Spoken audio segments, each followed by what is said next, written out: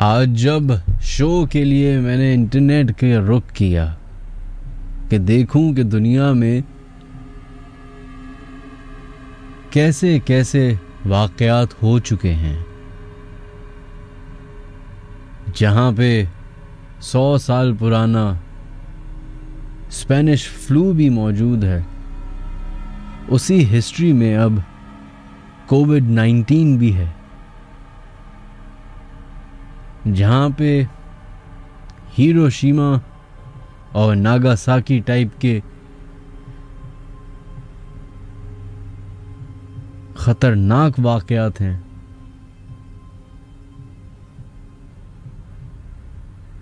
लेकिन एक ऐसे वाक़े पे मेरी नज़र पड़ी जो कि इंसानी तारीख का सबसे खतरनाक वाक़या कहा जाता है।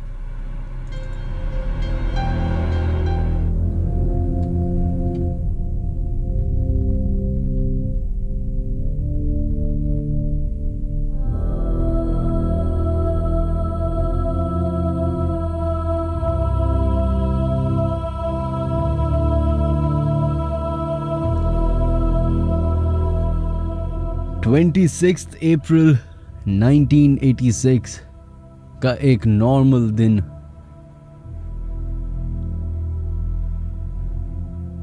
जहां माएं अपने बच्चों को स्कूल भेज रही, फिर हस्बैंड्स या वाइफ्स जॉब के लिए निकल रहे, कम्युनिटी आपस में मिल रही, बगैर ये जाने कि चंद घंटों बाद उनकी जिंदगी बदलने वाली है।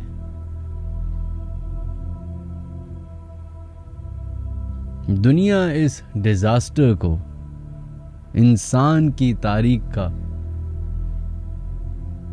सबसे खतरनाक डिजास्टर कहती है,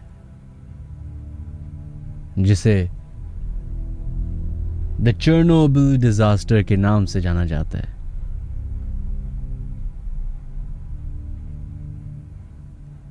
(1986) 26 अप्रैल को इस न्यूक्लियर फैसिलिटी के अंदर एक छोटा सा इंसिडेंट होता है,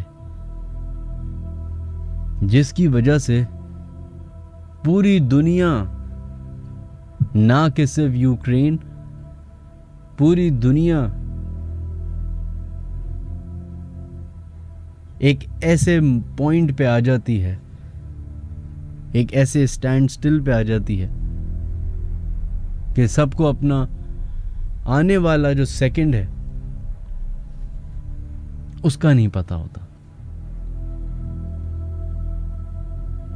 इस चेरनोबिल न्यूक्लियर पावर प्लांट के अंदर उस वक्त मसला शुरू हुआ जब रिएक्टर नंबर 4 में कुछ प्रॉब्लम्स आई, और उसके बाद एक बहुत खतरनाक सा ब्लास्ट हुआ, और उसके बाद इस फैसिलिटी को 7 की रेटिंग दे दिया गया एनर्जी एक्सीडेंट्स के अंदर, जो कि सबसे हाई लेवल इमरजेंसी का नंबर है, जिसमें पूरी दुनिया अटेंटिव हो जाती है। खैर, ये सारा मसला मसाइल चल रहा था, और इर्द गिर्द के जो टाउन बनाए गए थे उस फैसिलिटी के लिए, लोगों के जो काम करते थे उनके लिए, वहां पे मेजर लाइफ थ्रेटनिंग इक्वेशंस आ गई,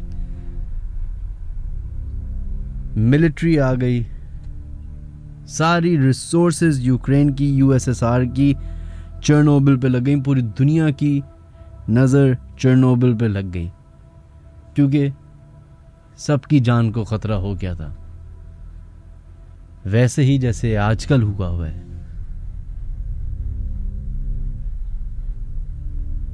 इसी दौरान एक रेस्क्यू हेलीकॉप्टर इस सारे रेस्क्यू मिशन में, जिसका काम ये था कि बड़े बड़े बोरे भर के बोरॉन से, मट्टी से वो तेजी से उस पावर न्यूक्लियर रिएक्टर के ऊपर से गुजरता और उसके ऊपर फेंकता, ताकि वहां जो लगी आग है उसको किसी तरीके से काबू पाया जा सके। क्योंकि जब तक वो आग रहेगी वो जगह मेल्ट होती रहेगी। और एक पॉइंट ऐसा आया था कि जिसमें जमीन का कोर तक नजर आना शुरू हो गया था, और खौफ यही था कि अगर जमीन इतनी मेल्ट हो गई कि उसके कोर तक ये सारे एलिमेंट्स चले गए, इसका मतलब है कि पूरी दुनिया खत्म हो जाएगी। इसी दौरान एक हेलीकॉप्टर को यह टास्क दिया गया कि आप इस रिएक्टर के ऊपर से जाएं, तेजी से गुजरें, और जो भी आपके पास जितने भी बैग्स हैं वो आप डंप करते रहें उसके ऊपर। उस हेलीकॉप्टर में 2 पायलट्स और एक सार्जेंट था। सार्जेंट ने अपना हेलीकॉप्टर का दरवाज़ा खोला। जैसे जैसे वो न्यूक्लियर रिएक्टर के करीब पहुंचते गए, वैसे वैसे उसको ये अंदाज़ा हो गया कि ये जो भी हम ऑपरेशन कर रहे हैं ये जानलेवा तो है ही, लेकिन आपको इसके बारे में कुछ इल्म नहीं है कि इस रेडिएशन से क्या असर होगा। अभी वो ये सब सोच ही रहा था कि अचानक से जो हेलीकॉप्टर वो पूरा हिल गया। ऐसा हिला कि सार्जेंट उन बैग्स पे जाके गिर गया जो कि सैंड से भरे हुए थे। इसको लगा कि शायद ये पायलट्स की गलती है। उठा, गुस्से में कॉकपिट की तरफ गया। जैसे ही पायलट्स का दरवाज़ा खोला है कि उनको ज़रा सुनाए, तो उनकी हालत देख के ये और परेशान हो गया। कहते हैं कि वो पायलट जो हैं वो हक्का बक्का एक दूसरे को देख रहे थे और एक मखसूस जगह की तरफ इशारा कर रहे थे। जब इस सार्जेंट ने उस जगह पे देखा तो मंजर ही कुछ अलग था। कहते हैं कि धुआं ही धुआं था, धुएं के काले बादल थे। नीचे उस न्यूक्लियर फैसिलिटी के अंदर लोग नजर आ रहे थे जो रेस्क्यू मिशन में काम कर रहे थे,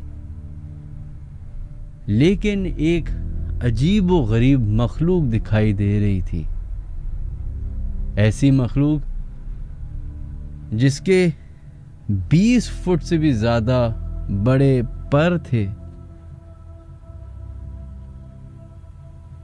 रंगत बिल्कुल काली, आंखों में चमक जैसे लाल रंग, और दांत ऐसे जैसे शार्क जैसे। और ये जो भी मखलूक थी ये इनके जहाज से टकराई थी, इस हेलीकॉप्टर से टकराई थी, जिसकी वजह से ये सब मामला हुआ।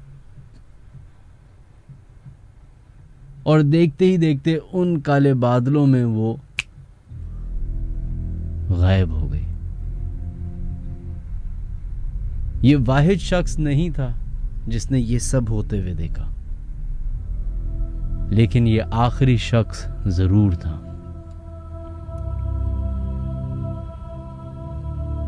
ये सारे वाकयात 1986 में हुए, जब चेरनोबिल का ये वाकया हुआ। इससे कोई पीछे 6-7 साल पहले चले जाते हैं, 1977 से 82 तक, जब ये न्यूक्लियर रिएक्टर पावर प्लांट बन रहा था।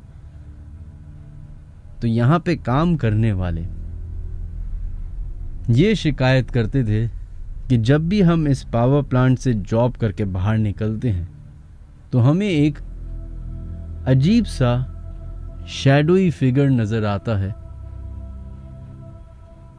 कुछ ने ये तक कहा कि एक बहुत बड़ी सी बर्ड नजर आती है जो अक्सर उन दरख्तों पे होती है जो इस फैसिलिटीज़ के आउटस्कर्ट में थे।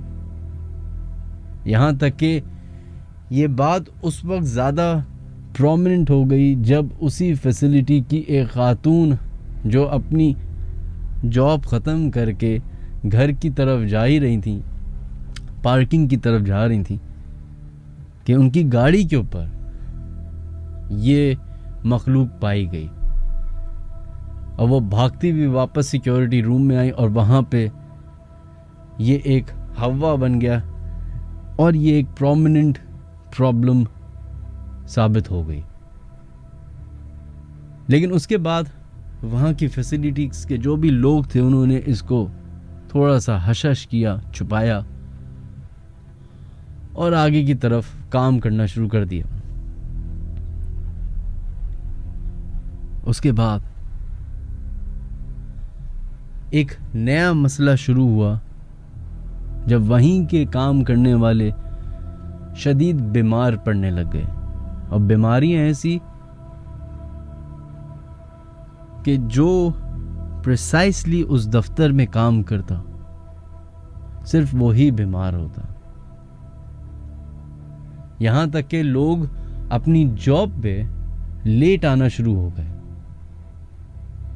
जो कि एक बहुत बड़ा कंसर्न बन गया वहाँ की मैनेजमेंट के लिए। बाद में इन सारी चीज़ों को रद्द किया गया और एक साइंटिफिक लॉजिक दी गई कि चूंकि हम लोग न्यूक्लियर रिएक्टर के अंदर काम कर रहे हैं, इसकी रेडिएशन की वजह से आप सब ये हेलुसिनेट कर रहे हैं, इमेजिन कर रहे हैं। यहाँ तक कि वहाँ की यूएसएसआर की जो इंटेलिजेंस एजेंसी है वो तक इसमें इन्वॉल्व हो गई। उसने उन वर्कर्स के घरों तक कॉल कर करके बोला है कि ऐसा कुछ नहीं है। फिर ये वाकया होता है, उसके 5 साल के बाद जब 1997 में एग्जैक्टली 11 साल बाद इस चेरनोबिल डिजास्टर के बाद इस जगह को कंप्लीटली बंद कर दिया गया। यहाँ तक कि जो इतना बड़ा शहर आबाद किया था सिर्फ इस फैसिलिटी की वजह से, वो आज तक खाली पड़ा हुआ है। आज तक कहा जाता है कि वो एरिया कंटेमिनेटेड है। आज तक उस एरिया से रेडिएशन निकलती है। वो अभी तक लोगों के रहने के लिए जगह नामुनासिब है। 1997 में एक अमेरिकन यूनिवर्सिटी की टीम को, रिसर्चर्स को भेजा गया कि जाके रिसर्च करें कि क्या ये जगह अब रहने के लायक है, काम के लायक है, रेडिएशन कम हुई कि नहीं हुई। वो टीम का कहना यह है कि जब हम उस जगह पहुंचे तो वहां पे हमें शुरू में अपने नाइट विजन गॉगल्स से ये विजन्स नजर आए कि कोई सामने खड़ा है, और जैसे ही हम उससे कांटेक्ट करने की कोशिश करते, आगे जाके बात करने की कोशिश करते, तो वो आंखों के सामने गायब हो जाते। यहां तक कि एक प्रोफेसर कहता है कि मैं उस फैसिलिटी के एक प्रिसाइसली जगह पे चला गया। अभी मैं वहां पे रिसर्च कर ही रहा था कि मुझे अजीब व गरीब आवाजें आना शुरू हुई। ऐसी आवाजें कि जैसे कोई चीख रहा है, पुकार रहा है मदद के लिए। इन्होंने जाके फौरन जो वहां के मिलिट्री पर्सनल थे उनको बुलाया कि यहाँ से आवाजें आ रही हैं, यहाँ कोई है। जब बाकी सारी टीम आई तो वहां पे ना तो कोई आवाज थी, ना कोई इंसान था। हैरत की बात और ये है कि जिस शख्स ने इस फैसिलिटी के अंदर इस ब्लैक बर्ड के बारे में बात की, उसकी with in few days death हो जाती है। ऑब्वियसली इंतकाल का रीजन रेडिएशन बनता।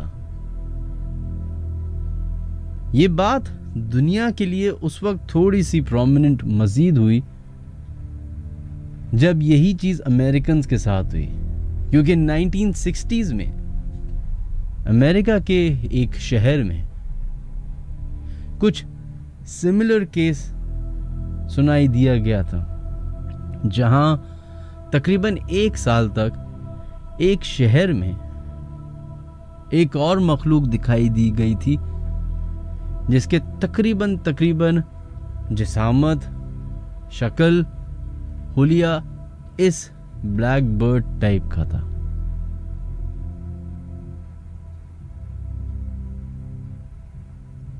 इस मखलूक को the black bird of Chernobyl के नाम से जाना जाता है, जो वक्तन फवक्तन अभी भी लोगों को नजर आती है। गवर्नमेंट कवर-अप्स में ये कहा गया कि ये तो एक लोकल बर्ड है जिसकी थोड़ी सी जिसामत बड़ी है, विंग स्पैन जो है वो तकरीबन 6 फीट का है, और लोग इसको उस चीज से मिला रहे हैं। लेकिन बहुत सारे हिस्टोरियंस का कहना ये है कि ये एक कवर अप स्टोरी है। असल हकीकत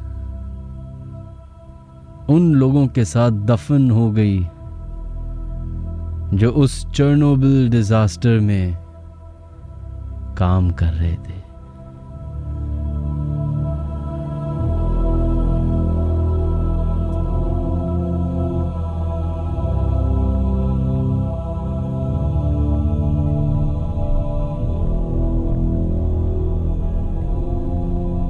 Ladies and gentlemen, friends and fellows, welcome to the Late Night Horror Show.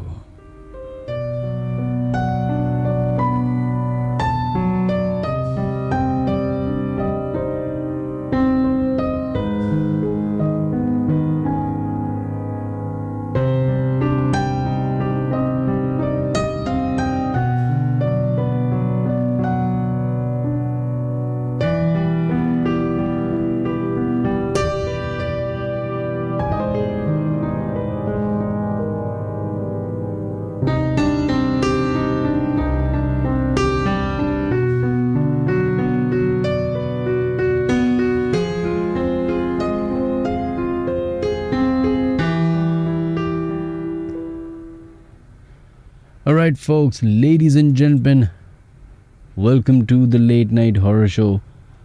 मेरा नाम मिनहाज अली अस्करी है। शो के शुरुआत में मैंने आपको चेरनोबिल डिजास्टर के बारे में बताया और उससे मुंसलिक एक मिथ, एक अर्बन लेजेंड के बारे में बताया। इसके बारे में, इस वाक़े के बारे में, जो चेरनोबिल डिजास्टर है, एक सीरीज भी बनी है, ज़रूर देखिएगा। उस सीरीज में खैर इस ब्लैक बर्ड के बारे में कोई जिक्र नहीं है, लेकिन चेरनोबिल के बारे में है कि किस तरीके से मैं और आप जिंदा हैं, ये दुनिया ये जिंदा है अभी, और क्या होने वाला था, क्या हो गया था। ज़रूर देखिएगा, बहुत इंटरेस्टिंग सीरीज है। अगर आप लोग हमारे शो में ईमेल करना चाहते हैं तो official.minhajaliaskari@gmail.com पे अपनी ईमेल्स भेज सकते हैं। चाहें तो अपनी वॉइस नोट्स भी भेज सकते हैं। और सबसे इम्पोर्टेंट, हमारा YouTube चैनल ज़रूर सब्सक्राइब कीजिए, www.youtube.com/minhajaliaskari, जहाँ पे आप YouTube एक्सक्लूसिव कंटेंट भी सुन सकते हैं और हमारा पूरा रेडियो का जो ये शो है वो भी सुन सकते हैं।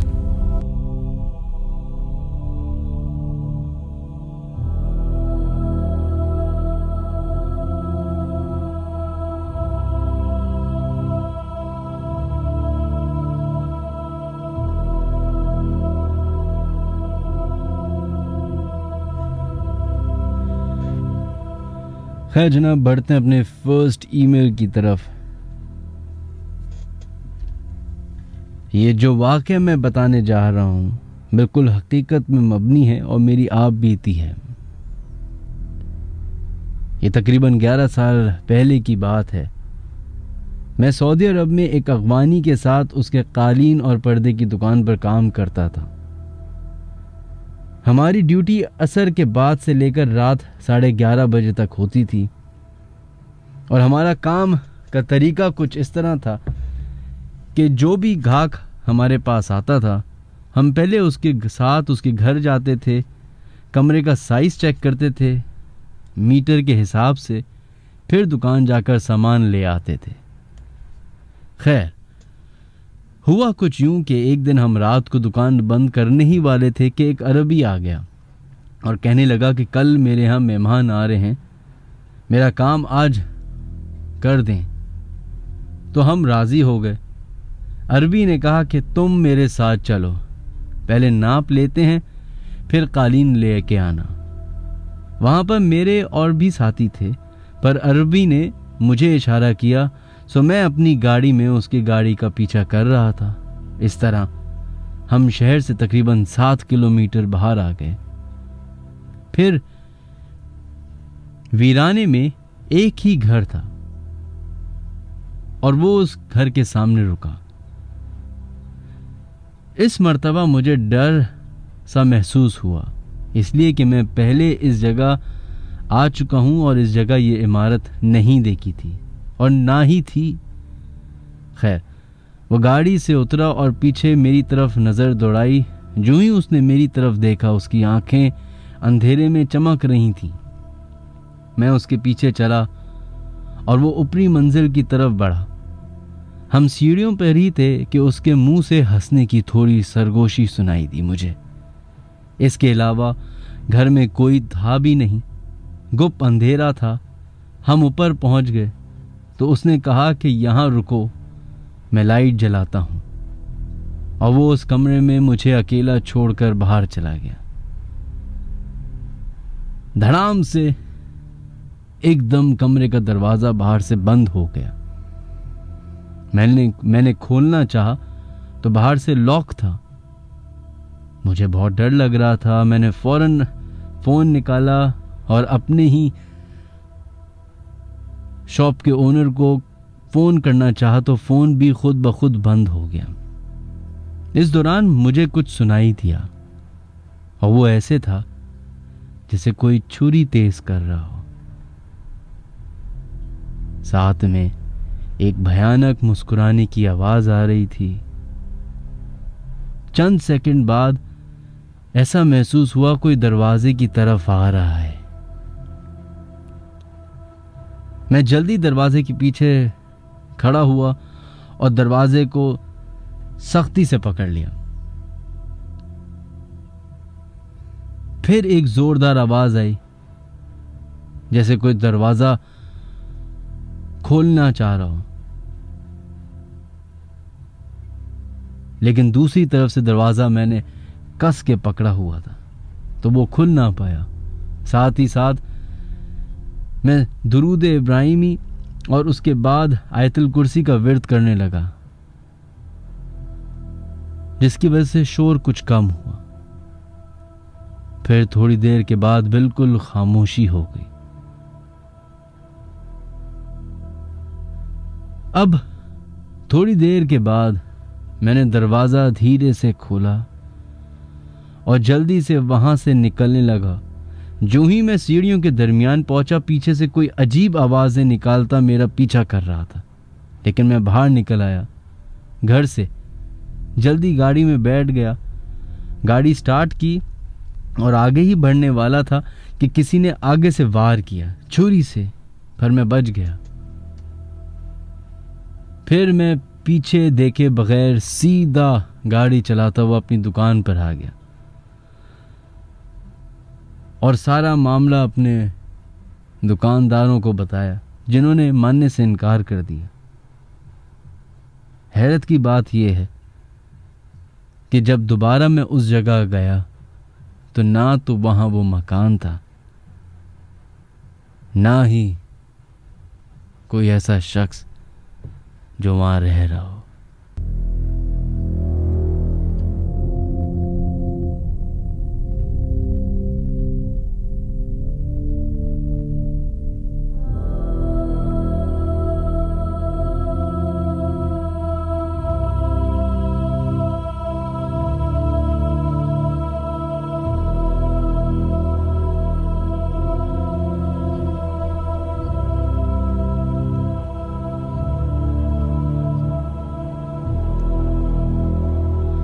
ये शाह सलमान साहब थे जिन्होंने KPK से हमें ईमेल भेजी।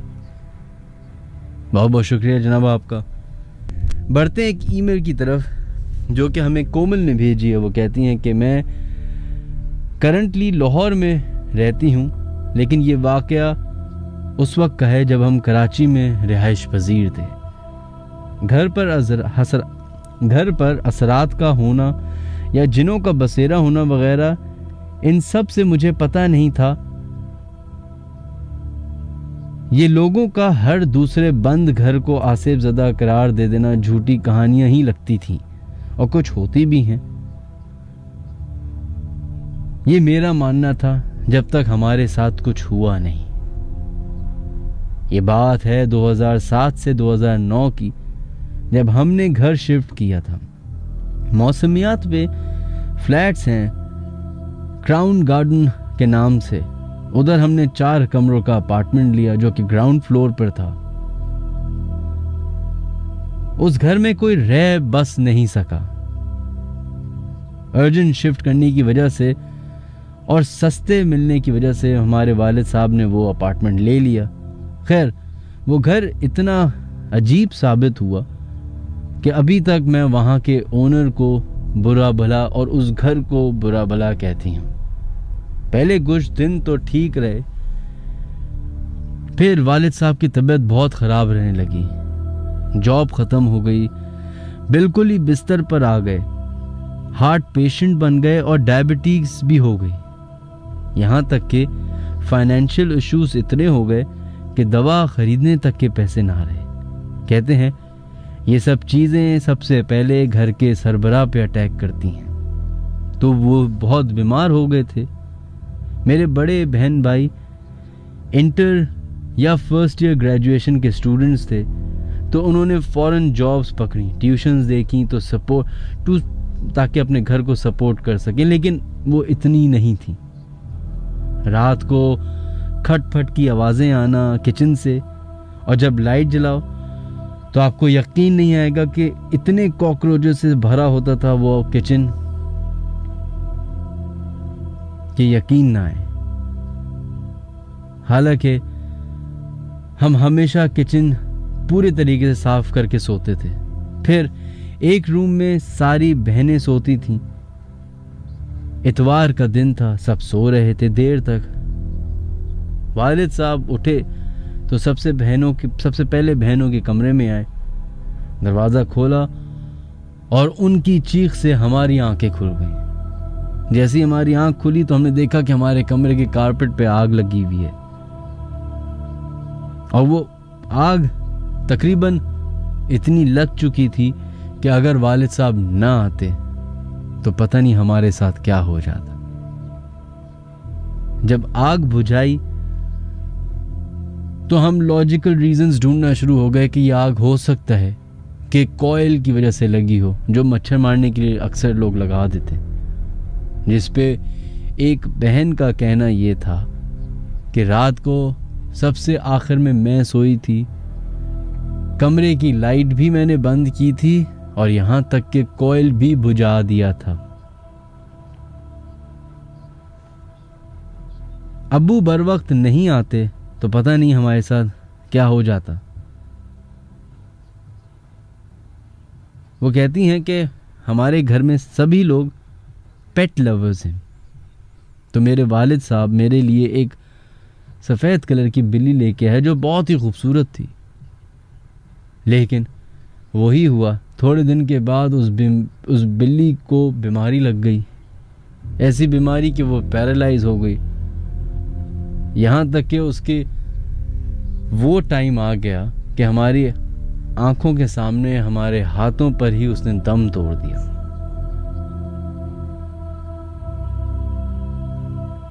कहती है मैं बहुत छोटी थी जब वो बिल्ली मेरी आंखों के सामने आखिरी सांसें ले रही थी। वालिद समझ गए थे कि ये जानवर मर जाएगा और वही हुआ। थोड़ी देर के बाद वो मर गई। कहते हैं कि जब भी घर पे कोई बड़ी बला आ रही होती है तो ये मासूम जानवर अपने ऊपर ले लेते हैं। शायद उस बिल्ली ने भी, जिसका नाम ब्रूट था, वो अजाब अपने ऊपर ले लिया। फिर कहते हैं कि कुछ अजीब और गरीब और मजीद वाकयात होना शुरू हो गए।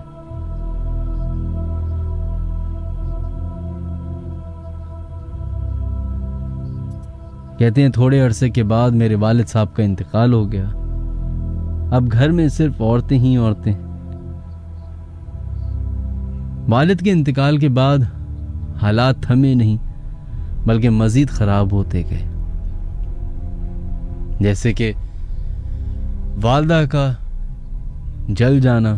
कहती हैं वालदा वॉशरूम साफ कर रही थी और फिर उसके बाद गर्म पानी करके रखा हुआ था कि कपड़े धोएंगी, सुखाएंगी, लटकाएंगी। कहते हैं अभी वो गर्म पानी उठाने के लिए झुकी ही थी।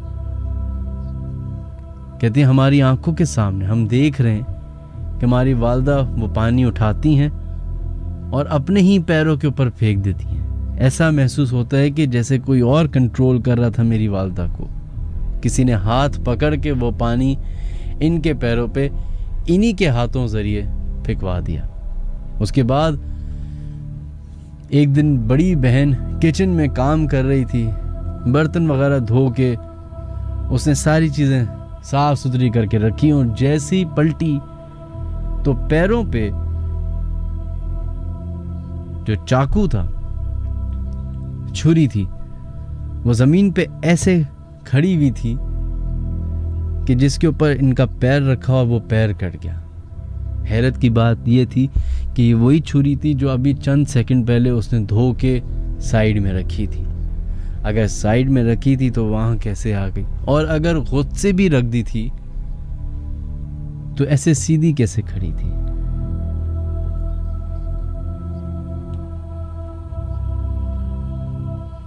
कहती हैं कि मेरी बहन ने एक दिन टीवी पे, जैसे अक्सर होता है कि टीवी के ऊपर चाबियां लोग रख देते हैं, तो वालदा जो थी वो मोहल्ले में जा रही थी किसी काम के सिलसिले में। तो वालदा चली गई ये कहती हुई कि तुम घर की चाबियां लेती भी आओ। बहन को चंद सेकंड लगे, छोटी बहन को तैयार किया, निकल ही रही थी कि टीवी के ऊपर रखी हुई चाबियों पे नज़र पड़ी। जाके उठाने की कोशिश की तो कहती है उसकी आंखों के सामने चाबी खिसक गई। उनको लगा कि शायद मेरे हाथों की वजह से खिसक गई होगी। फिर आगे बढ़ी चाबी उठाने के लिए तो चाबी टीवी से ऑटोमेटिकली नीचे गिर गई। कहते हैं ये सब हो ही रहा था कि छोटी बहन ने सामने वाले कमरे में एक औरत को अंधेरे में शीशे के सामने खड़े हुए देखा, जैसे कोई अपने बाल बना रहा हो।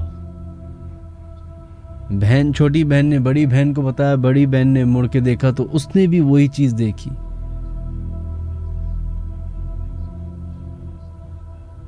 उसके बाद वो लोग चीखें मारते हुए उस घर से बाहर निकले हैं। वापस आए चंद मिनट के बाद तो कोई भी नहीं था। वालिद साहब की डेथ के बाद चीजें मजीद बिगड़ती गईं, इतनी कि हमारा जीना मुश्किल हो गया था उस घर में। फिर हमने फैसला किया कि ये जगह खाली कर देनी चाहिए, क्योंकि जो भी मखलूक इस जगह पे है वो हमें आसानी से रहने नहीं देगी। चलो जनाब, हमारे टेलीफोन लाइंस अब खुल चुकी हैं और आप लोगों को पता है हॉरर शो है। हम ऐसी मखलूक के बारे में बात कर रहे हैं जिसको यूजुअली लोग जिन्नात, गोस्ट, स्पिरिट, ईविल, बैड, फलाना ढिमकाना कहते हैं। और बहुत सारे ऐसे लोग हैं इस दुनिया में, सिर्फ हमारे शहर में ही नहीं, हमारे मुल्क में नहीं, पूरी दुनिया में, जिनके साथ ऐसे वाक़यात पेश आए जहाँ पे उनका सामना हुआ है एक ऐसी मखलूक से जो कि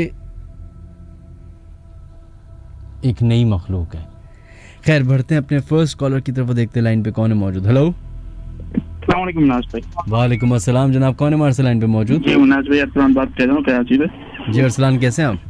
अल्लाह का शुक्र मुनाज भाई, आप कह रहे थे? मैं बिल्कुल ठीक ठाक। अरसलान, क्या करते हैं आप? मुनाज भाई, सॉफ्टवेयर हाउस में वर्क करता हूँ, वेब डेवलपमेंट का वर्क करता हूँ, IT साइड पे होता हूँ। अच्छा, तो आप तो बड़े कंप्यूटर गीक टाइप के बंदे हैं। जी मुनाज भाई, बिल्कुल समझ ले, वेबसाइट से रिलेटेड और सॉफ्टवेयर से रिलेटेड वर्क करता हूँ। चलें, ये बताइए कि आपके साथ कोई वाकया पेश आया है? जी मुनाज भाई, वाकया मेरे साथ एक पेश आया है जो कि है हमारी बिल्डिंग, ऑफिस की बिल्डिंग, उसी बिल्डिंग में पेश आया है मुनाज भाई। बेसिकली जो है हम लोग वर्क करता हूँ मैं, आपने शारे फैसल पे बिल्डिंग देखोगी, सीधा टावर। बिल्कुल जी, उसके अंदर सीधा टावर के अंदर 6th फ्लोर पे मेरा ऑफिस होता है। बेसिकली मेरी नाइट जॉब होती है, तो हम लोग 4 से 5 लड़के होते हैं, और आपको पता है नाइट जॉब में स्मोकिंग वगैरह होती है, सही। तो ऑलमोस्ट जो है 1 बजे के टाइम, 2 बजे के टाइम अक्सर मैं बाहर होता हूँ ना। सही। तो सीधे टावर के अंदर 8th फ्लोर पे जो है वो पूरा बन किया हुआ है, और वहाँ पे बहुत मशहूर है क्योंकि वहाँ पे जो है जिन्नात और इन चीजों की काफी अफवाह फैल चुकी है ना, तो जिस वजह से वो 8th फ्लोर पूरा बन किया हुआ है। तो हम लोग कभी ऊपर तो गए नहीं, लेकिन क्योंकि 6th फ्लोर पे ऑफिस है, तो अक्सर जो है मैं सीढ़ियों पे होता हूँ अपने फ्रेंड के साथ। तो उसके बाद से उस दिन मेरा फ्रेंड नहीं आया हुआ था, तो मैं अकेला ही था। तो एकदम से वो आके देखूं जरा ऊपर जाकर चेक करके क्या है क्या अंधेरा, क्योंकि काफी ज्यादा वहाँ पे अंधेरा ही होता है और फ्लोर तो पूरा बंद किया हुआ है। तो ऊपर जैसे ही मैं चलने लगा नाज भाई, तो वहाँ पर जो है एक तो कुदरती एक तौर पर महसूस होने लगा जैसे पाँव मेरे काफी भारी हो गए ना जाने में। तो कुछ मुझे दिखा तो नहीं ऐसा, बट जैसे ही मैं 8th फ्लोर के बिल्कुल गेट की तरफ पहुंचा, तो मैंने कहा एक वीडियो बनाता हूँ और सोशल मीडिया डालता हूँ, ऐसे ही एक मेरा माइंड में आया ना। तो वहाँ पे जैसे ही मैंने अपना कैमरा ऑन किया, वीडियो बनाई इस फ्लोर की, बट वीडियो में मुझे कुछ दिखा नहीं, लेकिन जैसे ही मैंने वो वीडियो आकर अपने ऑफिस में देखी तो वहाँ कुछ भी रिकॉर्ड नहीं हुआ, वो वीडियो मेरी पूरी डिलीट हो चुकी थी। इसके बाद मैं ऑफिस में ही था, तो मैंने कहा दोबारा जाके देखता हूँ। दोबारा मैंने सेम मिनाज भाई वो वीडियो बनाई है, लेकिन कुछ भी रिकॉर्ड नहीं हुआ उस वीडियो में। अच्छा, ये अभी पता नहीं रिसेंटली जी मैं बल्कि हाँ ये लास्ट ट्यूसडे, सही है जी जी, मैं पता नहीं किसी के साथ बैठा हुआ था, मुझे अब एग्जैक्टली याद नहीं आ रहा, उन्होंने भी मुझे इस बिल्डिंग के बारे में बताया था। अब मसला ये है, आपने नाम तो ले लिया, सही है, वहाँ पे बहुत सारे लोग काम कर रहे होंगे, बहुत सारे ये वाला नाज भाई असल में वहाँ पे यही काफी इशू है, और ऑलमोस्ट क्योंकि मैं नाम लेना भी नहीं चाह रहा था, लेकिन क्योंकि वहाँ पर ये बहुत मशहूर है, तो क्योंकि पूरा फ्लोर वो बन किया हुआ है, और ऑलमोस्ट पीछे का जो एरिया है वो अगर आप कभी नोट करें तो वो पूरा आर्मी बेस एरिया है, और बिल्कुल सन्नाटा होता है वहाँ पे। इवन ये कि मेरी क्योंकि नाइट जॉब है, तो अक्सर जो है क्योंकि हमारे ऑफिस में 4 से 5 लड़के होते हैं, और बेसिकली सॉफ्टवेयर का काम मेरा होता है, वो लोग तो कॉलिंग का काम होता है कनाडा में, तो हम इतना आना जाना नहीं होता, और वो फ्लोर पूरा बंद जो है 8th फ्लोर बंद है वो। हाँ, लेकिन मुझे ये बताइए कि आपके साथ कुछ हुआ नहीं, आपने सिर्फ तसव्वुर किया, राइट? बिल्कुल, बेसिकली मुझे सिर्फ जो है फील काफी हुआ वहाँ पे। मीन से होता है ना जो पाँव भारी हो जाना एकदम से, एकदम मेरे पाँव एकदम वो कह रहे थे कि मैं नहीं जाऊँ, लेकिन फिर भी एक था कि ट्राई करता हूँ, ऐसे ही जाता हूँ। और इतफाक से उस दिन ऑफिस में हमारे कोई था नहीं, तो मैंने कहा चलो एक वीडियो भी कैसे बना लेता हूँ, और दोनों वीडियोस मैंने बनाई, और दोनों वीडियोस मेरी जो है डिलीट हुई हुई थी। और सेकंड टाइम जब मैंने ट्राई किया, मुझे फर्स्ट टाइम लगा कि हो सकता है मोबाइल का कोई इशू हो, या हो सकता है मुझसे रिकॉर्ड नहीं हुई, तो मैंने सेकंड टाइम भी मैंने ट्राई की, लेकिन जैसे मैंने ऑफिस में आके वो व्यू की तो वो फाइल अगेन डिलीट हो चुकी थी।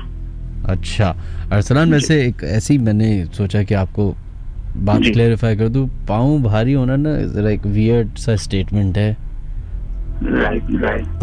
आप ये ना बोलेगा कभी किसी को, बहुत मजाक उड़ाएंगे लोग आपका। बिल्कुल बिल्कुल ठीक है।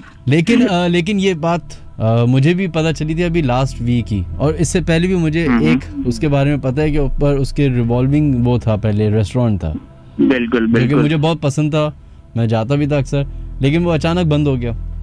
और वो बंद होने का भी रीजन हुआ था कि वहाँ पे फायर इंसिडेंट हुआ था। हाँ, एक ये इशू हुआ था, लेकिन उसको किसी ने कोई और रंग दिया था मेरे सामने। बिल्कुल बिल्कुल, लेकिन यही हुआ था। बट जो बेसिकली वो जो रेस्टोरेंट है ना, वो उस बिल्डिंग से थोड़ा सा बाहर की साइड है, और जो ये बिल्डिंग है, जो ये फ्लोर है, इसमें बेसिकली जो ये यहाँ पे काफी हादसा हो भी चुके हैं अक्सर, क्योंकि वहाँ पे लिफ्ट भी जो है वो रुकती नहीं है। इस तरह की मैंने काफी वहाँ पे सुनी चीज है। मुझे तो क्योंकि ऑलमोस्ट 2 मंथ्स हुए इस बिल्डिंग में, तो इतना ज्यादा मैं उसको वो नहीं कर सका एनालाइज। लेकिन ये है कि जब भी मैंने उसके बारे में किसी से पूछा तो वहाँ के गार्ड्स वगैरह किसी ने भी कोई क्लियर बात कभी नहीं की। चले, तो पॉसिबिलिटी है कि वो ऐसा ना हो, पॉसिबिलिटी है, बिल्कुल बिल्कुल हो सकते हैं। चले, बहुत बहुत शुक्रिया आपका, थैंक यू, अपना ख्याल रखिएगा।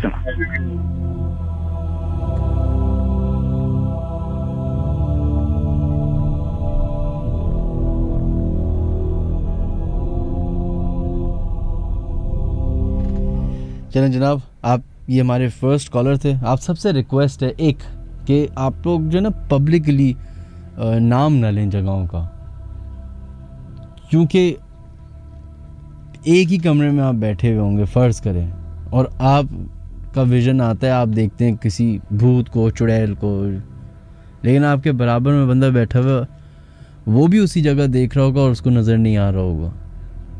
आपके लिए तो वो जगह हॉन्टेड हो गई, उसके लिए तो नहीं हुई। तो किसी को इम्पैक्ट भी ना करें, क्योंकि मुझसे एक दफ़ा ज़िंदगी में ये मसला मेरे साथ हो चुका है, और उसके बाद से मैं बड़ा एहतियात करता हूँ। आपको बताने, आप मुझे ईमेल करके बता दें जगह का नाम, अगर बहुत ऐसा कोई मेजर प्रॉब्लम हुआ है तो बता दें, लेकिन कोशिश करें कि पब्लिकली नाम ना लें, बस उसका रेफरेंस बता देंगे, शारे फैसल पे है, फलाना है, मैं समझ जाऊँगा। खैर, 02134326675 या फिर 02134326676 वो नंबर है जहाँ पे आप लोग कॉल कर सकते हैं।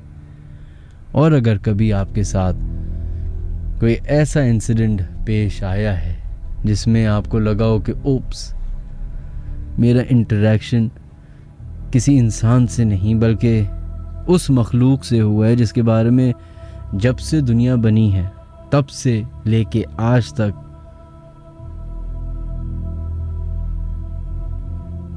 अजीब अजीब बातें सुनी हैं, ऐसी बातें जिसको सुन के दिमाग कहता है कि ये पॉसिबल ही नहीं है, लेकिन होता है।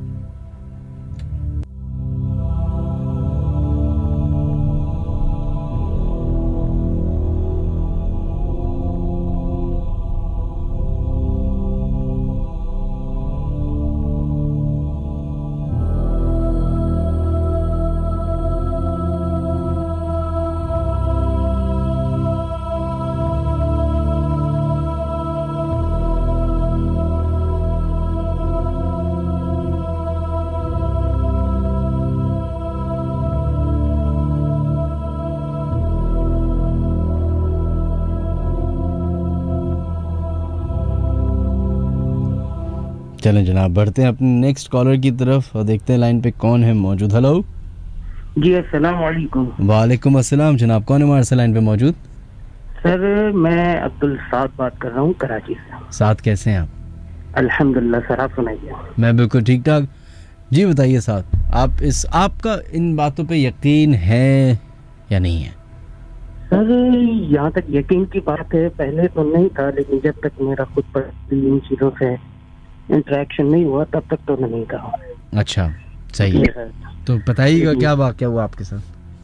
सर मेरे साथ अगर देखा जाए तो पर्सनली 3 बार सर इनसे वाकई फेस टू फेस इंटरेक्शन हुआ है, जो मैं आज आपसे शेयर करूंगा सर। सही, बताइए sir. From the very first time जब हम यहाँ कराची में शिफ्ट हुए सर, तो हमने एक घर बनाया मलिर में। तो सर मलिर में घर बनाया तो हुआ कुछ यूँ कि शुरू में जो आपको पता है कि कुरान खानी वगैरह होना, ये सब करवाया। तो उसके बाद मुझे जो रूम मिला वो हमारी छत पे 2 रूम से, तो मुझे उसमें से एक रूम वो मिला। तो अक्सर बेशतर मेरी आदत थी कि मैं जो है रातों को लेट में जाग कर मूवीज वगैरह देखता। तो एक बार ऐसे ही हुआ, कमरे की लाइट जल रही थी, मैं बैठा मूवी देख रहा था। सही। तो सर हुआ कुछ यूँ कि मूवी देख रहा था, मेरा जो फेस था वो मेरे दरवाजे की तरफ था और बिजली का जो कोड मतलब बटन वगैरह जहाँ लगे होते हैं वो भी दरवाजे के साथ ही था। तो सर मैं देखता क्या हूँ कि थोड़ी ही देर में दरवाजा खुलता है और एक कोई बुजुर्ग टाइप थे आई थिंक, वो आए, उन्होंने लाइट बंद की और वो चले गए। आपके कमरे की लाइट बंद की और चले गए? जी सर बिल्कुल, रूम की लाइट बंद की और वो चले गए। सही। मैं सर हक्का बक्का रह गया कि मेरे घर में तो ऐसा कोई बुजुर्ग है नहीं, तो ये क्या हुआ। तो खैर मैं फिर वहां से वही समझा कि होगा कोई अल्लाह की मखलूक जिसको मेरा यहाँ बैठना पसंद नहीं आया, तो मैं वहां से चला गया। तो सर दूसरा ये हुआ कि मेरे एक कजन है, वो कुछ समझे कि थोड़ा सा नशे वशे की लत में लग गए। तो एक शाम ऐसी हुआ कि उनके जो छोटे भाई थे वो मेरे पास आए, तो उन्होंने कहा यार भाई मुझे मिल नहीं रहे, सुबह से गायब है, तो चलो यार कहीं देख लेते हैं, अल्लाह ना करे कोई ऐसी ना कहानी आफत ना आ गई हो। चलो ठीक है। तो हम उनको ढूंढते ढूंढते सर हमारी तरफ कब्रिस्तान है, शायद वो आपने नाम भी सुनोगे, इब्राहिम शाह लाल शाह का कब्रिस्तान, तो वहाँ अक्सर इस तरह के लोग बैठे होते हैं। सही। तो हम सर वहाँ पहुंचे तो वहाँ क्या देखते हैं कि वहाँ पर एक दरख्त है जो मेरे ख्याल में शायद किसी शो आता था, उसमें भी कवर अप किया गया था उस जगह को। तो वहाँ सर मैंने पर्सनली खुद अपनी आंखों से वहाँ एक दरख्त के नीचे वो एक खातून को देखा, बाकायदा खुद वो वहाँ से जमीन से लकड़ियां वगैरह जमा कर रही। अब वो रात की तकरीबन कोई 10:30 से 11 का टाइम होगा, लकड़ियां वगैरह जमा कर रही थी। हम तो वहां से सर उल्टे पैर भागे, बस आयतल कुर्सी वगैरह पढ़ते भागते हुए सीधा घर पर आके रुके। फिर उसके बाद तो सर मत पूछे, हालत ही खराब। ये कि बीमार वगैरह तो नहीं हुए, लेकिन हालत काफी खराब हो गई थी उस टाइम पे। सही सर। अगर अब कहे तो एक आखिरी आपको वाकया मैं बता दूं अगर आपको। हाँ बताइए सर, ये बिल्कुल रियल वाकया है, ठीक है। अब आप जैसे कि थोड़ी देर पहले बात कर रहे थे कि जजेस वगैरह की, तो वो उनका अपना जाती राय, मैं कुछ नहीं कह सकता।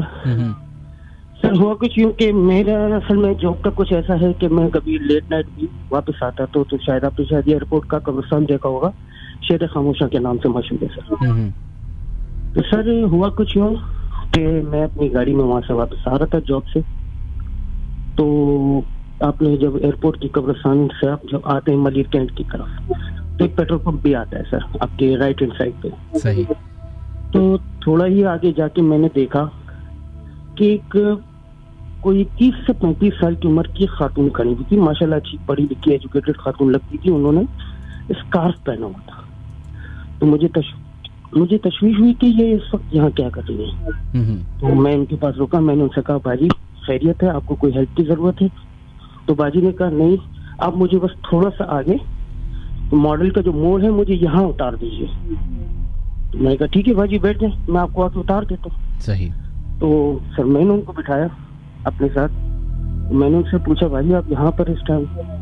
तो सर उन्होंने जो मुझे बात बताई, अल्लाह उन पर रहम करे, वो मुझे ये कह रही थी कि मेरे शौहर मुझे लाहौर से शादी करके लेकर आए और मुझे यहाँ पर लाए, अब उन पर यहाँ पे जुल्म कर रहे हैं, मुझे मार रहे हैं, पीट रहे हैं वगैरह वगैरह।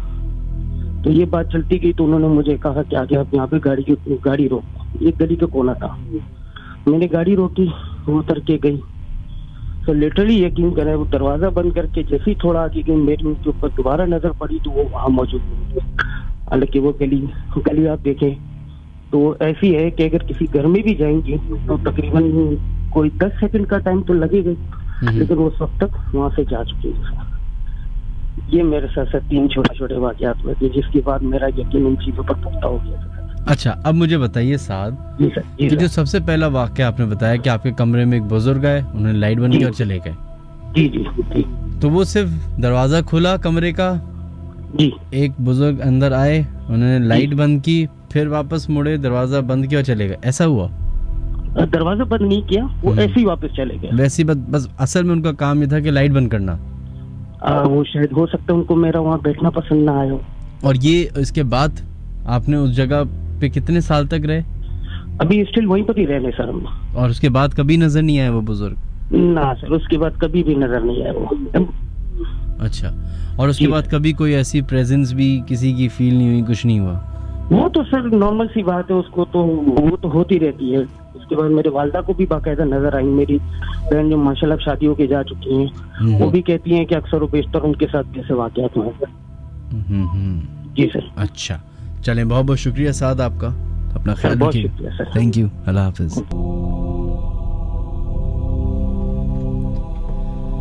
चलें जनाब, बढ़ते हैं कुछ ईमेल्स की तरफ। ज़ोएब अख्तर हैं जिन्होंने अपनी ईमेल हमें भेजी है, पढ़ने की कोशिश करते हैं। मिनहाज, ये वाक़या आज से कुछ 11 सालों पहले का है। मेरा नाम ज़ोएब है। हम कराची से पहले लाहौर में रहा करते थे, क्योंकि वालिद साहब PTCL के महकमे से मुंसलिक थे, तो उनका तबादला आए दिन मुख्तलिफ शहरों में होता रहता था। लाहौर के बाद जब हम कराची शिफ्ट हो गए, हमारे कुछ रिश्तेदार जैसे मामू, नानी वगैरह हमेशा से कराची में ही रहते थे, तो बजाय उस घर में रहने के जो हमें अब्बू के ऑफिस की तरफ से रहने को मिला था, वालदा ने वहाँ रहने की ख्वाहिश जाहिर की जहाँ मामू लोग रहते थे, और बिल्कुल ऐसा ही हुआ। मामू के घर से ही 15 से 20 मिनट के फासले में हमें एक मुनासिब और अच्छा घर मिल गया। बज़ाहिर तो वो घर दिखने में बहुत खूबसूरत और दिलकश था, मगर उससे मंसूब की कई ऐसी हकीकत, ऐसी सच्चाई, ऐसी बातें थीं जिससे हम नाआशना थे। उस घर में शिफ्ट होने के कुछ दिनों बाद एक रात अम्मी के पेट और सर में बहुत शदीद दर्द होना शुरू हो गया। क्योंकि मेरी भाभी पेशे से डॉक्टर हैं, वो मर्ज से बेहतर वाकिफ थी, तो उन्होंने अम्मी को दर्द की दवाइयाँ वगैरह दे दी।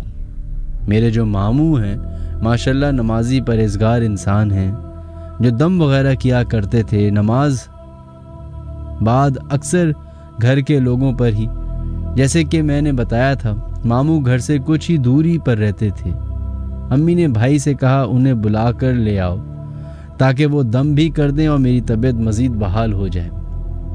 मिनहाज, रात के यही तकरीबन कोई 3 बजे का वक्त था। हमारा घर एक फुटबॉल ग्राउंड के सामने था। घर से निकलकर 4 कदम चलें तो ग्राउंड की ज़मीन पर कदम पड़ते थे, जिसका नाम प्रिंस ग्राउंड था।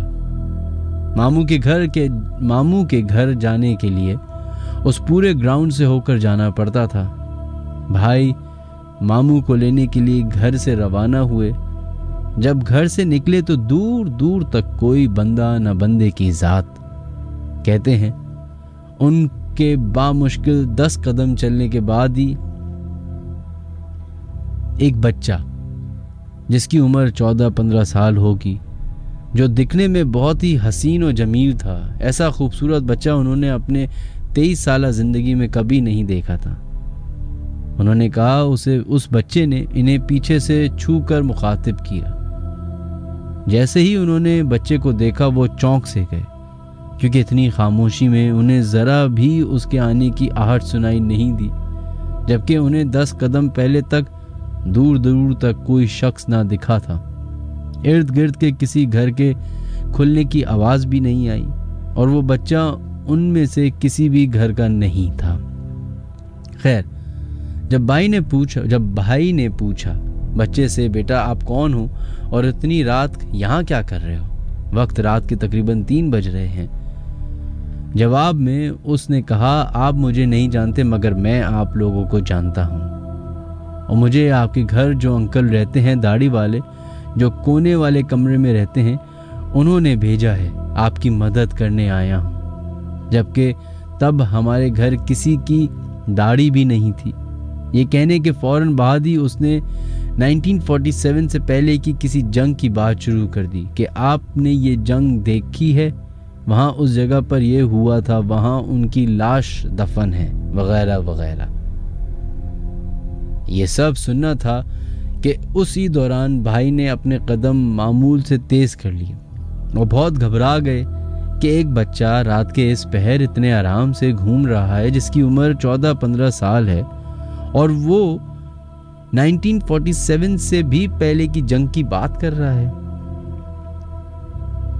भाई पसीने से तर थे, ये देखकर बच्चे ने भाई से कहा कि आप परेशान ना हों, आपकी अम्मी की तबीयत बिल्कुल ठीक हो जाएगी, हम जा तो रहे हैं मामू के पास। ये बातें उसके मुंह से सुनते ही भाई के पैरों तले जैसे जमीन निकल गई हो। इन बातों में ये दोनों पूरा ग्राउंड सर कर चुके थे। जब भाई ने ये बातें सुनी उन्हें कुछ समझ ना आया और वो भागने लगे। जैसे ही ग्राउंड ख़त्म होता है वो वहाँ से एक मस्जिद शुरू हो जाती है, जिसके ख़त्म होते ही सामने मामू का घर है। मस्जिद के बिल्कुल साथ ही एक गली है। अगर उस गली से जाएं तो 2 मिनट लगते हैं और अगर दूसरी जानिब से जाएं तो वो ही रास्ता काफ़ी तवील हो जाता है। क्योंकि मस्जिद माशाल्लाह काफ़ी बड़ी है तो घूम कर जाना पड़ता है। भाई ने जब भागना शुरू किया तो वो बच्चा वहीं उसी ग्राउंड के आखिर में खड़ा हो गया और जब भाई ने उस गली के छोटे से रास्ते को तय किया, जो कि उस वक्त काफ़ी बड़ा हो चुका था डर की कैफियत की वजह से, तब उनकी आंखें क्या देखती हैं कि वो बच्चा जिसे वो पीछे ग्राउंड में छोड़ आए थे अब उनकी आंखों के सामने मामू के घर के ठीक 10 कदम आगे खड़ा मुस्कुरा रहा है, एक खिलौने के साथ जो उससे पहले उसके पास ना था। खैर,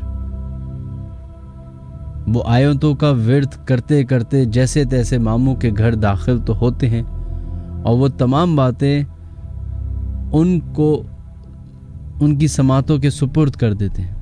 मेरे मामू क्योंकि नमाजी हैं माशाल्लाह, तो उन्होंने भाई को साथ लिया और घर को आने लगे और तब भी वो बच्चा उन दोनों के साथ साथ आता रहा। इस बार फ़र्क सिर्फ इतना था कि वो कुछ कदम दूरी पर आ रहा था। ये दोनों घर के अंदर दाखिल हुए और मामू अंदर जा चुके थे और भाई की इतनी हिम्मत ही नहीं थी कि वो दरवाज़ा बंद करें। जब वो कुछ सेकंड ही बाद वापस पलटे दरवाज़ा बंद करने को हिम्मत करके, तो वहाँ जैसे कोई था ही नहीं दूर दूर तक।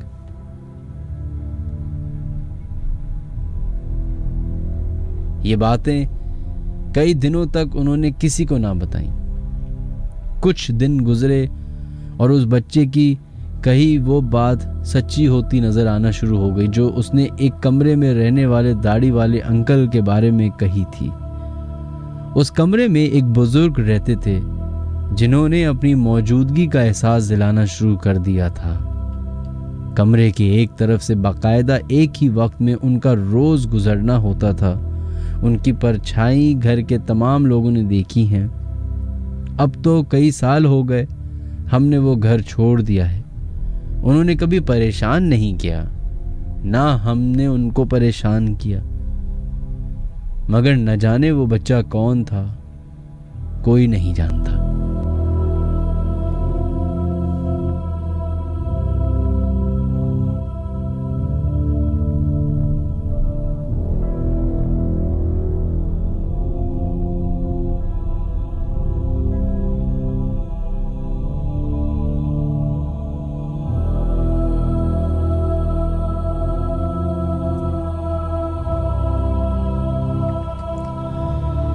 खैर, बहुत बहुत शुक्रिया। बढ़ते हैं अपनी नेक्स्ट ईमेल की तरफ।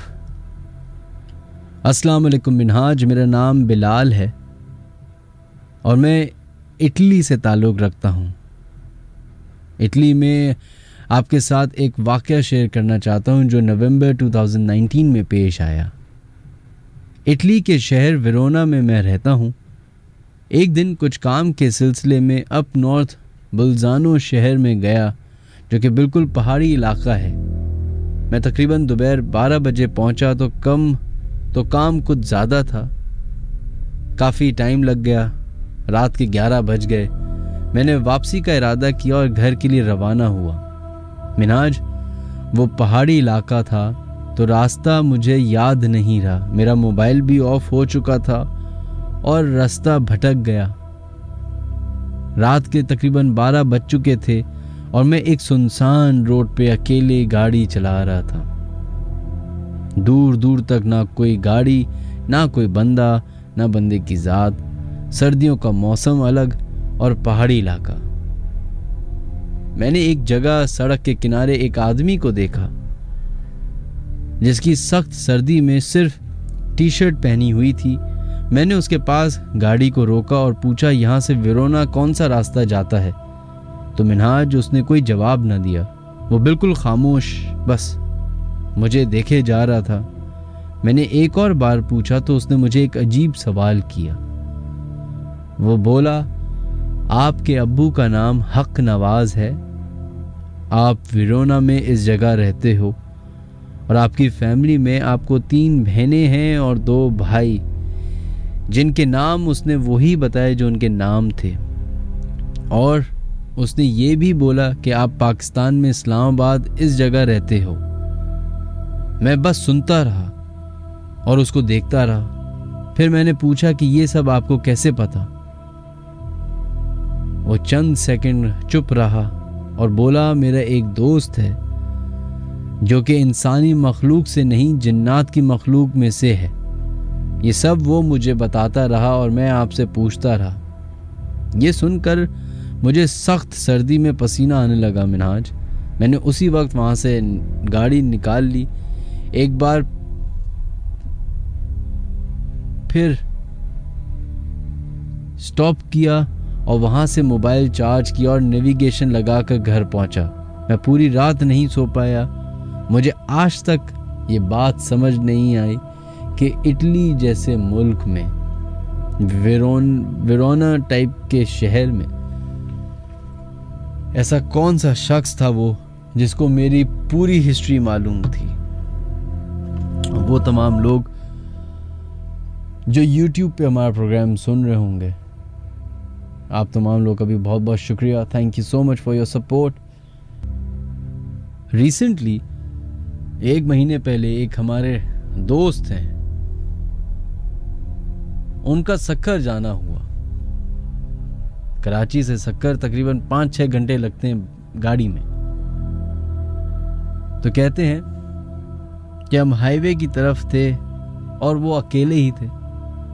आई थिंक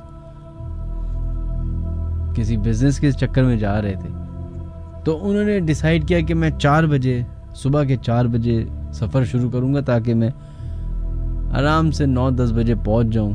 अपना जो भी मेरी मीटिंग है, काम है बिजनेस का, वो करते कराते शाम तक वापस कराची पहुंच जाऊं। वो सक्कर पहुंचते हैं, मीटिंग होती है, थोड़ी सी लंबी हो जाती है, काम जो है वो खत्म नहीं होता, तो उनको वहां पे 1 दिन के लिए रुकना पड़ता है। कहते हैं कि मैं एक गेस्ट हाउस में जाके रुका। बज़ाहिरी तौर पे वो गेस्ट हाउस बड़ा खूबसूरत था, लेकिन हैरत की बात यह थी कि वो अंदर से बिल्कुल खाली था। कोई भी उस गेस्ट हाउस में नहीं रह रहा था और ऐसा लग रहा था कि शायद मैं ही अकेला उस गेस्ट हाउस में ठहरा हुआ हूं। सारा सामान अपना कमरे में रख के, नहा धो के जब सोने के लिए लेटे, तो कहते हैं कमरे में मैंने अंधेरा किया सोने के लिए। तो शुरुआत ऐसी हुई कि बराबर में ही खिड़की जो थी कमरे की, उस पे नॉक होना शुरू हुआ।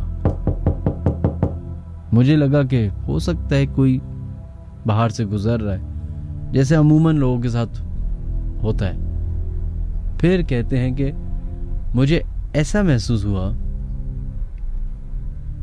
कि इस दफा विंडो पे जो नॉक हो रहा है वो अंदर से हो रहा है, यानी कि उस जगह से जहां वो सो रहे हैं। कह रहे मुझे थोड़ी सी तशवीश हुई, लाइटें खोली, चेक किया, नई जगह थी, नए लोग थे, तो डर भी था कि पता नहीं क्या हो क्या ना हो। ऊपर से कोविड चल रहा था।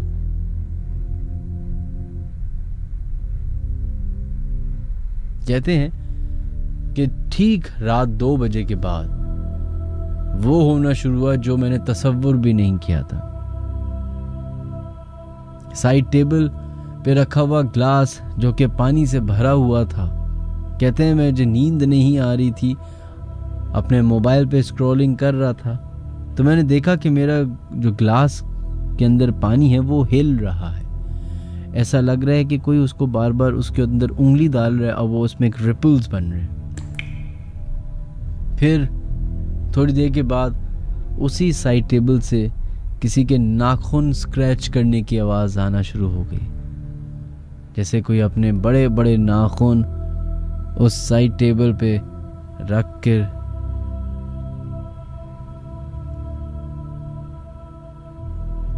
खुरेच रहा हो। फिर वॉशरूम का दरवाजा ऑटोमेटिकली खुल जाता, जाके बंद करते फिर खुल जाता। थोड़ी देर के बाद नींद आ ही गई।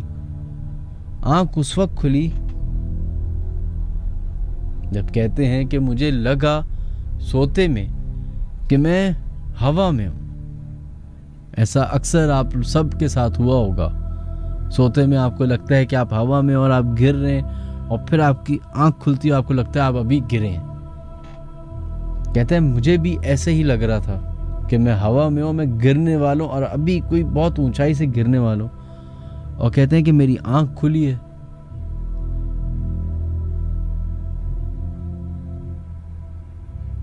तो हैरत की बात यह है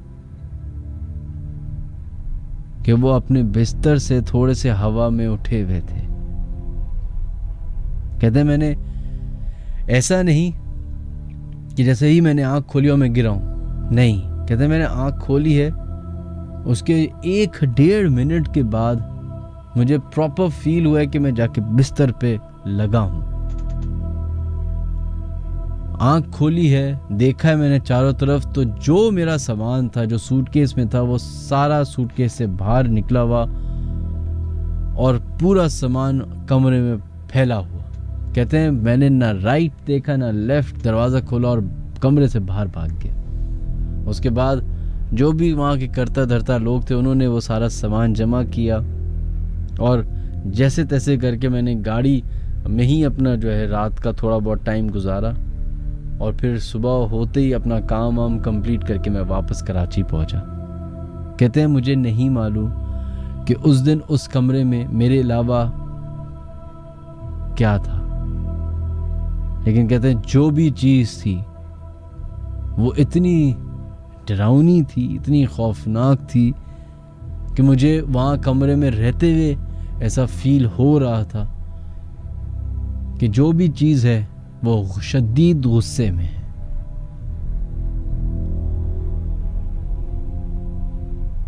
तभी बड़े बुजुर्गों को कहते सुना है मैंने कि जब भी कोई नई जगह पे जाया जाए तो देख लो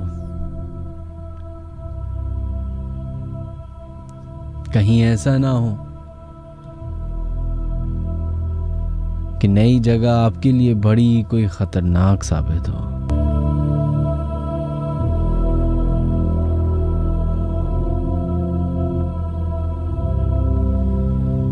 चलो जनाब, हम एक ईमेल की तरफ बढ़ते हैं। अस्सलाम वालेकुम, ये मेरी दूसरी ईमेल है, मेरा नाम फातिमा है। आगे के कुछ वाक़यात कुछ अजीब हैं कि इस स्लीप पैरालिसिस जैसी कैफियत मुझे बाद में कभी नहीं हुई। या तो मखलूक मेरे आदी हो गए या हम लोग, मैं और उनमें अमन का मुआहदा हो चुका था कि तुम लोग अपनी हदूद में रहो और हम अपनी। यानी हमारे उस कमरे के अटैच्ड बाथरूम को बंद कर दिया गया। अब उसमें सिर्फ वॉशिंग मशीन रखी गई थी कि वहाँ सिर्फ कपड़े धोए जाएं और किसी सूरत उसको इस्तेमाल नहीं किया जाता था। एक दिन मेरे कज़न्स और मेरा सबसे छोटा भाई उस कमरे में बैठे कुछ गप्पे लगा रहे थे और मैं और मेरी वालदा नीचे के ग्राउंड में थे किसी काम के सिलसिले में, और दिन के 2 या 3 बजे थे। उस कमरे की खिड़की ग्राउंड में खुलती थी। इतने में अचानक हमारी उसी कमरे की खिड़की इतने ज़ोर से बंद हुई कि उसका शीशा ही टूट गया और मेरे भाई की ज़ोर ज़ोर से चीखने की आवाज़ आई। और मैं बता नहीं सकती कि मैं उतनी स्पीड में दौड़ कर गई और 4th फ्लोर पे पहुंची कि आज तक सोचती हूँ कि क्या हुआ था कि मैं 1 या 2 मिनट में ऊपर पहुंची हूँ। वहाँ उस कमरे में मेरे कज़न का बेटा, मेरा एक कज़न और मेरा सबसे छोटा भाई ज़ोर ज़ोर से चीख रहे थे कि देखो ये क्या हो रहा है। और मैंने अपनी आंखों से देखा कि उस बाथरूम की कुंडी खुद ब खुद खुल रही थी, जो कि बहुत सख्त थी। अगर कोई उसको खोलना चाहे तो काफ़ी ज़ोर लगा के खुलती थी। और अचानक वो दरवाज़ा धड़ से खुला। मैंने उन लोगों से पूछा कहीं कोई इस बाथरूम में गया तो नहीं था, मगर शायद किसी को नहीं मालूम था कि किसने इस्तेमाल किया। उस दिन के बाद से हमारे उस कमरे को बाकायदा तौर पे हॉन्टेड होने का सर्टिफिकेट मिल चुका था। उसी तरह के वाक़यात तकरीबन रोज़ होने लगे। एक दिन मेरे भाई और मेरी अम्मी मुहर्रम के दिनों में मोहल्ले में गई हुई, क्योंकि हमारा अपार्टमेंट बहुत सेफ है। तो मैं क्योंकि घर पे ही थी, मैंने कह दिया था कि दरवाज़ा खुला रखूंगी, तुम लोग जब आना तो लॉक लगा के सो जाना। मैं सो गई।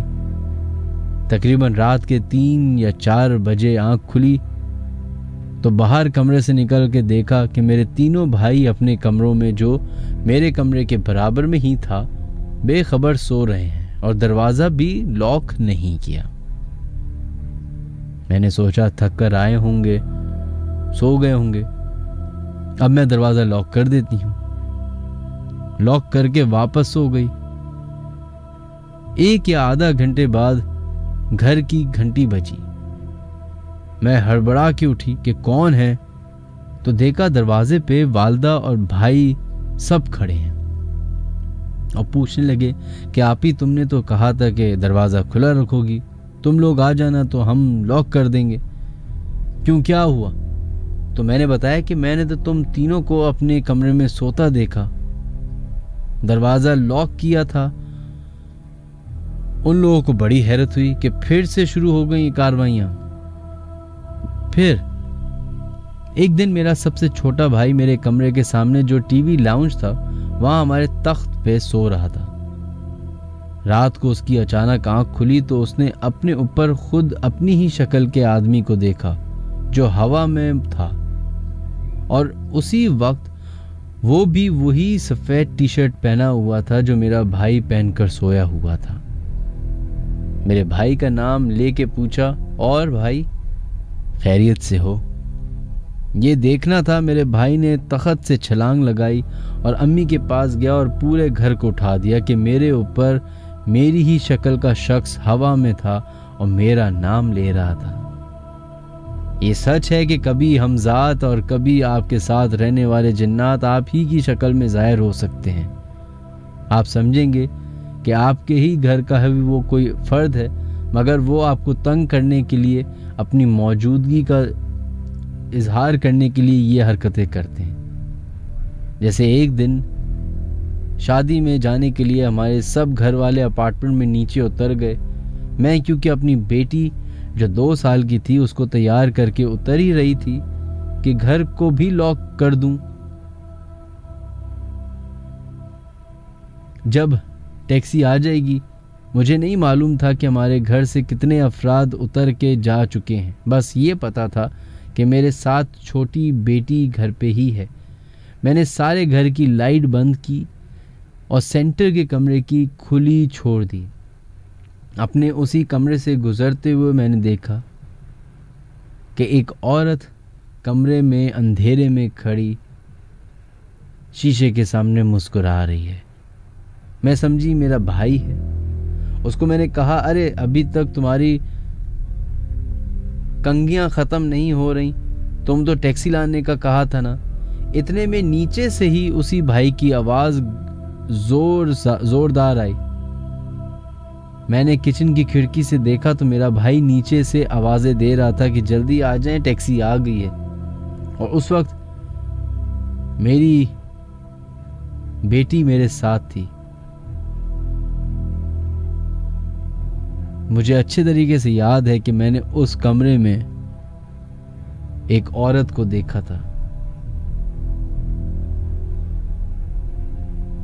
ऐसे वाकयात बहुत हुए हमारे उस अपार्टमेंट में, और हमें ये लगता था कि अब जो घर हमने इस अपार्टमेंट के बाद गुलशन में लिया है उसमें भी बहुत ही ख़तरनाक चीज़ें या मखलूक है, क्योंकि हम जब इस अपार्टमेंट में थे तो वो चीज़ ख़तरनाक नहीं थी, बस थोड़ा बहुत तंग करती थी। मगर जिस घर में अब हम मूव हुए हैं वो अजीब व गरीब चीज़ें वहाँ होती हैं, या फिर हम ये भी कह सकते हैं कि घर या अपार्टमेंट हॉन्टेड नहीं होते, लोग खुद हॉन्टेड होते हैं। बस ये हम ही होते हैं जिनमें मकनातीस की तरह अगर अच्छे होंगे तो आपके साथ अच्छी मखलूक रहेगी, और अगर आप बुरे होंगे तो बुरी ताकतें आपको घेरे में रहेंगी। और जिस घर में इबादत की जाए, जिक्र किया जाए, वो ऐसी बुरी ताकतों से बेअसर हो जाती हैं।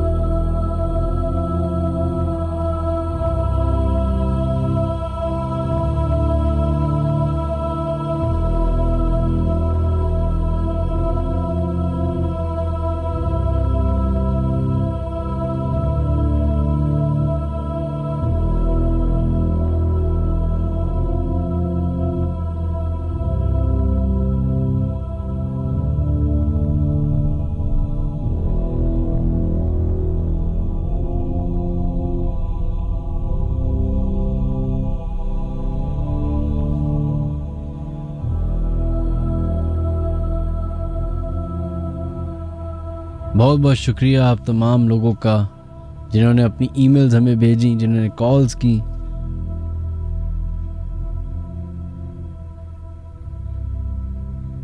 आप सब लोगों से एक रिक्वेस्ट है, भले आप इन बातों को ना मानते हो, यहां तक कि आपको ये सारी बातें झूठी लगती हों, फेक लगती हों, आप ये भी कह सकते हैं कि मैं एक बिजनेस चला रहा हूं, पैसे कमा रहा हूं इस शो करने से। सब कुछ मैं आपकी बातें एक्सेप्ट करने के लिए तैयार हूं। सिर्फ आप लोगों से एक छोटी सी रिक्वेस्ट है कि इस बात को फिर भी लाइट मत लीजिएगा, इसको कंप्लीटली रिजेक्ट मत कीजिएगा, इस मखलूक को, उसकी एग्जिस्टेंस को रिजेक्ट मत कीजिएगा।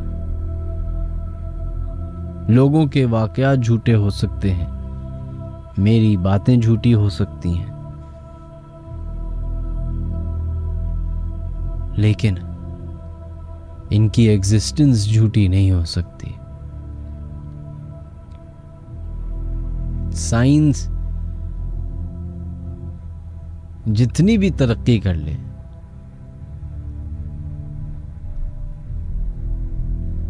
वो वही चीजें आपके सामने लाती है जो पहले से एग्जिस्ट करती हैं।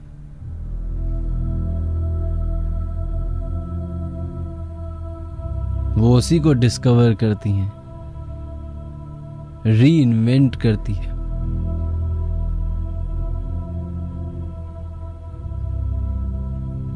ये आज से कोई 15 साल से आप नया वर्ड, नया टर्मिनोलॉजी सुन रहे होंगे, एनर्जी। पॉजिटिव लोगों की एनर्जी के साथ रहेंगे तो आप भी पॉजिटिव रहेंगे। नेगेटिव एनर्जी आपको खुद एक नेगेटिव पर्सन बना देती है। क्या है ये एनर्जी? मजहब की आंख से देखें तो शायद उस मखलूक की बात हो रही है।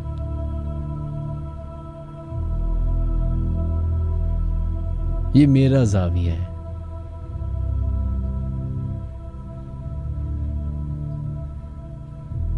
जैसे कई सारे लोग अभी अपने दफ्तर में, अपने कमरे में, अपने दोस्तों के साथ या अकेले हमारा प्रोग्राम सुन रहे होंगे और कह रहे होंगे कि क्या 2020 में भी ये बातें कर रहा है बंदा बैठ के, बगैर ये जाने, बगैर ये समझे कि जिस जगह पे वो मौजूद हैं हो सकता है कि वहां पे वो मखलूक भी मौजूद हो जिसको आप देख नहीं सकते,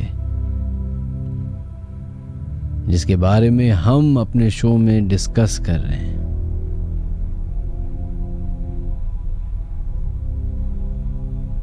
हो सकता है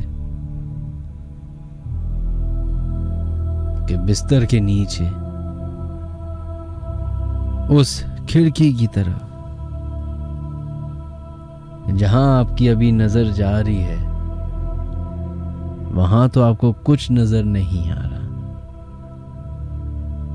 लेकिन जहां आप देख नहीं सकते, आपको नहीं मालूम कि शायद वहीं वो मखलूक मौजूद हो।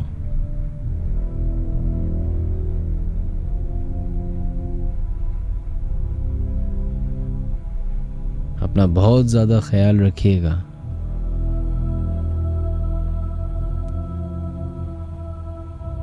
जाते जाते एक स्पेशल शाउट आउट देना चाहूंगा।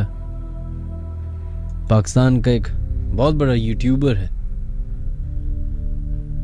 इरफान जुनेजो। तो मुझे चंद लोगों से पता चला कि वो भी हॉरर स्टोरीज के ऊपर अपनी एपिसोड्स कर रहे हैं। मैं तो उनका फ़ैन हूँ, उनके कंटेंट का। तो पता चला कि उन्होंने मेरी कुछ तारीफ़ की, तो बहुत बहुत शुक्रिया Irfan, thank you so much. Allah मियां आपको और तरक्की दे, आपकी मुश्किलात आसान करे, और कभी अगर मौका मिला तो साथ बैठेंगे, थोड़ी बहुत हॉरर स्टोरीज डिस्कस करेंगे। ख्याल रखिएगा अपना आप सब। खुदा हाफिज़।